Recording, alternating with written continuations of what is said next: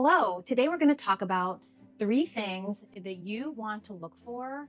You are shopping around for sneakers and you are dealing with pelvic floor issues and/or prolapse. The first thing that you want to look for in a new pair of sneakers is you want to be sure that there is a wide toe box. Okay, this gives our toes space to move, space to be relaxed, all of that. You want your toes to have lots of space. When your feet are stressed out, your pelvic floor muscles are stressed out, there's tension there. So you always want to make sure that there is a big, roomy toe box. Right here, from the balls of your feet on, should be nice and rounded, nice and roomy, no cutting in or tightness in the foot area, especially. We want our toes to be able to move independently and not feel like they're all crushed in this little box, especially if you're doing running and jumping and all of that kind of stuff. You want there to be space there. There's a direct line between your feet and your toes and your pelvic floor muscles, and you need to have space there. That's the number one tip I have for you. The second thing you want to look for is you want to be sure that your shoes are a 0 drop. That means that your heels are in the same plane here as your forefoot, okay?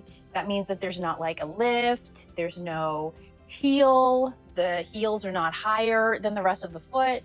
You want it all to be on the same plane here so that you're working anatomically correctly for your foot to move, and your ankle and your knee and your hips and your pelvis and your back. Everything moves anatomically better when you have 0 drop shoes. So it doesn't mean your heels are lower. It just means that everything is equal here so that you are anatomically giving your muscles the ability to move how they're meant to move, as opposed to with a lift here, which means that they're not going to be working the way that you're supposed to. And that goes all the way up your chain, so when your feet are impacted, your ankles are impacted, your knees are impacted, your hips are impacted, your back is impacted, like everything gets impacted if you are lifted up on the balls of your feet. So that means that like heels are not a good idea if especially on the regular basis, if you are dealing with prolapse and/or any kind of you think that your pelvic floor muscles might be damaged, like you have incontinence maybe, or if you have symptoms of prolapse, which is like a heaviness in your pelvic floor area, you might have incontinence, you feel like you have a tampon in, but you don't have a tampon in. That was my first symptom, that there was something going on that was out of the norm. So you just want to have flat. You want your foot to be flat. And the third thing that you want to look out for is that your shoes have some flexibility in them.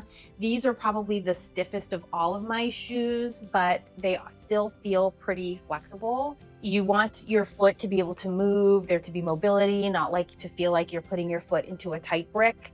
You want to have that mobility again, just so that you are maintaining the natural balance of strength in your foot, and that impacts above. So you don't want your shoes to be extra tight and stiff. Okay, so now that I've gotten all of that out of the way, I'm going to share with you the 3 brands that I really like that have worked out really well for me. 3 brands of shoes that I have been wearing, some for just, weeks, months, some for years and years and years, while I've been dealing with my pelvic floor issues. So number 1 is Ultra. These guys. I have worn these pretty much straight for the past 3 years. I love these. They have that nice wide toe box.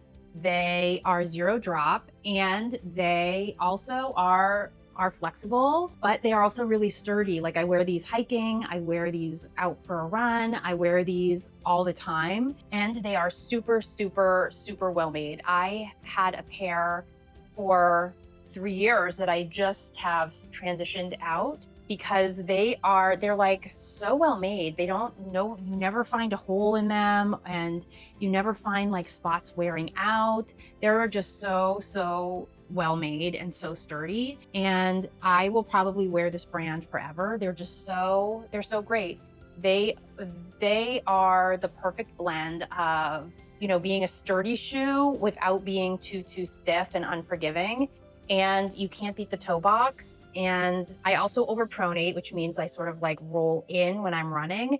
And these for running are great because I feel like, although I would love the idea of wearing like super minimalist, I'm not really there. And so these make me feel like I have a lot of good support and I love them. So these would be a really great brand I would recommend. And then they make a whole series of shoes, you know, depending on what you need them for and how your biomechanics are. So I can recommend the brand, but then you can go in there and sort of see what you think might work. If you supinate, if you overpronate, if you're more neutral, that would play a role maybe in what you choose. But I love these and I recommend them. The second brand that I recommend is Zero Shoes. I have been wearing these also for a long time. I think I've had several pairs over the last maybe 4 years. They have a nice roomy toe box. They are zero drop, which is why they're called Zero Shoes. And they are super flexible. Now, I wouldn't wear these running. I feel like I'm not there, but I wear these all the time. I wear these as like my casual sneakers. I wear these, you know, maybe if I'm out for a walk or something, but I wouldn't wear them running quite yet. Maybe if I was like going to the track and I was doing some stuff at the track, I would wear them, but I don't know if I'd wear them like on the road. They are well made. I've had maybe 3 or 4 pairs of the sneakers over 3 or 4 years. And I also I have their flats that I wear sometimes that also are just like, have a nice toe box. They're not like super skinny flats. And I really have no complaints over these. They're well made. They last a long time. They're, you know, they're nice and cushy where they need to be cushy. And they, the one thing I would say with these is that you need to wear them without socks, because when you wear socks with these, the socks will prevent your toes from splaying. And that's sort of the whole point. And so if you wear socks with them, you don't quite get that same feel, the same benefit. And so I would recommend that if you're going to wear these, that you don't wear socks with them and you just are barefoot. And the last pair of shoes I'm going to share with you today are these Peluvas, which I was very resistant to get because they look kind of dopey. But a couple months ago, I was like, you know what? I'm just going to try them because I don't know. You know, I just remember maybe 10, 15 years ago, this whole barefoot toe sneaker thing was kind of becoming popular, and they were just so ugly. They were always brown and gray and black, and they just looked so horrible. And I was like, I can't do it. I just can't do it no matter what. And then I saw these and I started sort of researching these, and I really believe in the theories about these. You know, the toes need their space, they're zero drop, they are really flexible. And so I bought them, and I will say one of the problems with them is that they're really hard to put on. They're kind of like, I had to really untie them, like pull all the laces loose and kind of like lead my toes into the right sections, because my big toe and my second toe were like both wanting to be in the same spot, and my little toe didn't want to go into the little toe box. So that was kind of tough, but they're really comfortable and you get used to them and they're not that bad. The reason why I picked all white was because they don't, at first glance, you can kind of get away with them being regular sneakers at first glance. And if you get the black ones or the white ones, that's kind of like, you can almost pass for normal sneakers. But if you get the ones that are like red or something, it's like the sole of the foot of the shoe is gray and then the mesh part is red. And so you could totally see, because these parts were all a different color and you could just see that the toes were different. And I want them to look as close like a normal shoe as possible. So I got these. I also got, my normal shoe size is an 8.5. And I just kind of wonder if I should have gone up half a size, because they are a little tight, but maybe as I keep wearing them, they'll loosen up a bit and it won't be so bad. So these are Peluvas and these are newest. But I'm hopeful that they'll feel really good. And I really believe in the philosophy behind it of, you know, just making sure that you are giving your toe space, doing the zero drop, you know, that your feet need their space to move, just like your hands need their space to move. You know, we wouldn't want to be like clenching our hands up all day long, right? They wouldn't work well for us anymore. So, you know, I've worn these like doing some strength training and that kind of thing, but I haven't worn these out on the road yet. They've been more like in the house and the gym, but I like them. And like I said, the only drawback is making sure that you can get your feet, like your toes, into the toe boxes efficiently without it feeling like a big fat project, and it's not worth the hassle. Maybe if I went up half a size, it wouldn't feel like such a hassle. I'm not sure. But that's my third shoe that I would recommend. I would recommend it. Like, I wouldn't wear these and go out for a run, but maybe I would do a track workout or something like that with them when I got up to that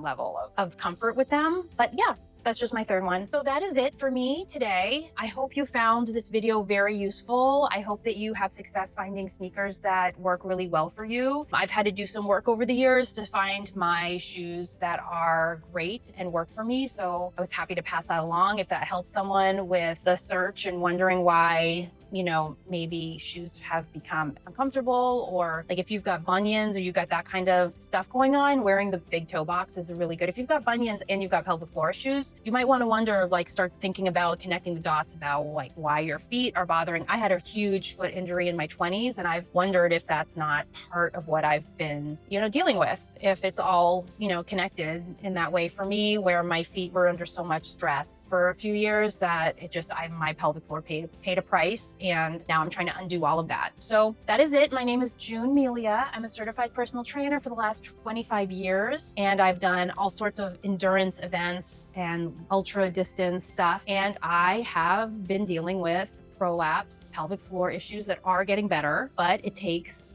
learning and figuring it out and problem solving and all of that stuff to figure out how to fix it. So if you enjoyed this video and you are dealing with pelvic floor issues and or prolapse, please like and subscribe to this video. I would love to have you along. If you have a shoe that you think is super helpful and you would love to share it with others, please feel free to post that shoe down below in the comments so that we can all learn what kind of shoes have been really helpful if you are dealing with a pelvic floor issue. That is it for me today. If you are interested in how to start strength training with a prolapse, with pelvic floor issues, I'm going to post here a video on how to start strength training with prolapse, pelvic floor issues safely so that you don't hurt your pelvic floor while you are strength training. All right, so that is it. And I look forward to seeing you again in the next video.